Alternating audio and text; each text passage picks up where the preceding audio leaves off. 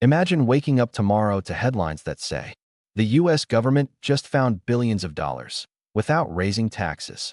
Most people would assume it's fake news because we've all been taught the same simple idea. If the government needs more money, it raises taxes. End of story. But that's not how the system actually works. In reality, taxes are only one part of a much bigger financial machine. Every year, the US government collects trillions of dollars through income taxes, payroll taxes, and corporate taxes. But that's not the whole picture. The government also earns money from investments, fees, customs duties, royalties, profits from federal programs, and other sources that rarely make the evening news. At the same time, it can borrow money by selling Treasury securities to investors around the world. While borrowing isn't the same as earning income, it allows the government to finance spending without immediately increasing taxes. And then there's the Federal Reserve. Many people believe the Federal Reserve simply prints money for the government. The reality is more complicated. The Federal Reserve operates independently from the U.S. Treasury, and its monetary policy can influence interest rates, financial markets, and the government's borrowing costs. That means decisions made in Washington and at the Federal Reserve can affect everything from mortgage payments to credit card interest rates and the value of your savings. So here's the question. If the government has all of these financial tools, why do politicians still argue so much about taxes? The answer reveals how America's financial system really works. And once you understand it, you'll see government budgets in a completely different way. Let's break it down one step at a time. Let's start with the biggest misconception. Many people think every dollar the federal government spends comes directly from taxpayers. That isn't true. Taxes are the government's largest source of revenue, but they aren't the only one. Think of the U.S. government as one of the largest financial organizations in the world. Just like a business has multiple income streams, the government has several ways to bring in money. First, there are customs duties, also known as tariffs. When certain goods are imported into the United States, importers may have to pay tariffs. Those payments go to the federal government. Depending on trade policy and import levels, these revenues can add up to billions of dollars each year. Next come fees and services. People pay fees to apply for passports, immigration services, national park admissions, and many other federal services. These payments may seem small individually, but together they generate significant revenue. Then there are royalties and leases. The federal government owns vast areas of land, offshore waters, and natural resources. Energy companies often pay for the right to drill for oil or natural gas on federal land or in federal waters. Mining companies may also pay royalties to extract certain resources. These payments help generate additional income for the government. But here's where things become even more interesting. Sometimes the government doesn't need to raise taxes immediately because it can borrow. It does this by selling U.S. Treasury bills, notes, and bonds. Investors, banks, pension funds, and even foreign governments buy these securities because they're generally considered among the safest investments in the world. In exchange, the government receives cash today and promises to repay the money with interest in the future. Borrowing isn't free money. It increases the national debt and requires future interest payments.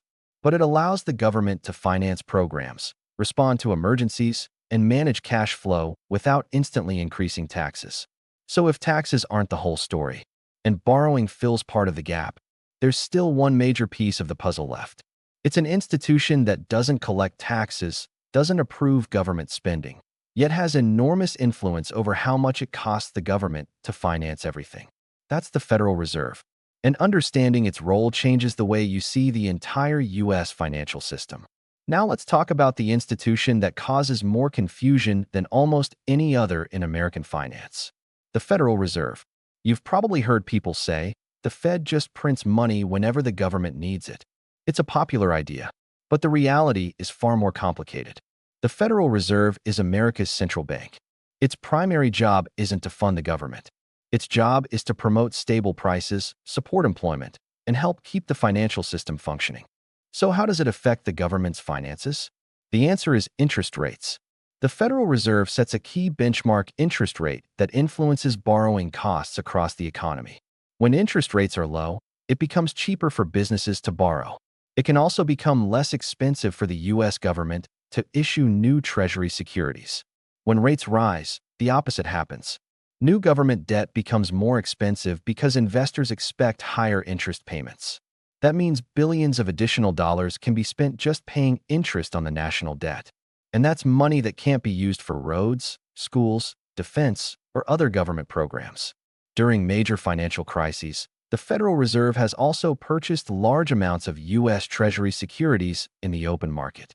These actions are designed to support financial markets and influence broader economic conditions, not to directly finance government spending. Even so, those decisions can affect Treasury borrowing costs, financial markets, mortgage rates, and the overall economy. The result? A decision announced after a Federal Reserve meeting can ripple through nearly every American household. Mortgage payments may change. Car loans may become more or less expensive. Credit card interest rates can rise or fall. Businesses may hire more workers or slow down investment. And the government's own borrowing costs can shift by billions of dollars over time. That's why investors, economists, and world leaders pay such close attention to every word the Federal Reserve releases. But even with taxes, tariffs, government fees, royalties, borrowing, and the influence of the Federal Reserve, there's still one question left. If the government has all of these financial tools, why does the national debt continue to grow? The answer may be the biggest surprise of all. At this point, you might be wondering something. If the U.S. government collects taxes, earns money from fees and royalties, receives tariff revenue, and can borrow through Treasury bonds, why does the national debt keep getting bigger? The answer comes down to one simple idea. The government is spending more money than it brings in. Think about your own household budget. If you earn $5,000 a month but spend $6,000, you're running a $1,000 deficit. You can cover that gap for a while by using a credit card or taking out a loan. But unless your income eventually catches up with your spending, your debt continues to grow. The federal government works in a similar way. Every year, Congress approves spending on programs like Social Security, Medicare, national defense, veterans benefits, transportation, education, disaster relief, and many other services. When total spending exceeds total revenue, the government runs a budget deficit. To cover that deficit, the U.S. Treasury issues more Treasury bills, notes, and bonds. Investors around the world buy those securities, providing the government with the cash it needs today. The trade-off is that the government promises to repay that money with interest over time. Now imagine this happening year after year. Each new deficit adds to the national debt. As the debt grows, so do the interest payments. And those interest costs can become one of the fastest-growing parts of the federal budget. That's why government officials often debate spending, taxes, and borrowing so intensely. They're trying to balance today's needs with tomorrow's financial obligations. But here's something many people miss. A growing national debt doesn't automatically mean the economy is about to collapse. What matters is whether the debt grows faster than the economy, whether investors continue to trust U.S. Treasury securities, and whether future governments can manage rising interest costs. That's the real challenge. And it's one that economists, investors, and policymakers continue to debate every single year. So, if raising taxes isn't the only answer, and borrowing can't continue forever, what does the future of government financing actually look like? The next chapter may completely change the way governments raise money in the decades ahead. So, where does all of this leave us? The biggest lesson is surprisingly simple. The U.S. government doesn't rely on just one source of money. Taxes are important, but they're only one piece of a much larger financial system. Revenue also comes from tariffs, fees, royalties, and other federal income. When that's not enough, the government borrows by issuing Treasury securities to investors around the world. And while the Federal Reserve doesn't directly fund government spending, its decisions can influence borrowing costs, interest rates, and the overall economy. Together, these tools help the government finance everything from highways and airports to national defense and disaster relief. But none of them create unlimited money. Every decision comes with trade-offs. Higher taxes can slow economic activity for some households and businesses. More borrowing increases future interest costs. Lower interest rates can encourage growth, but may also contribute to higher inflation if economic conditions warrant concern. That's why managing a country's finances is far more complicated than simply collecting taxes.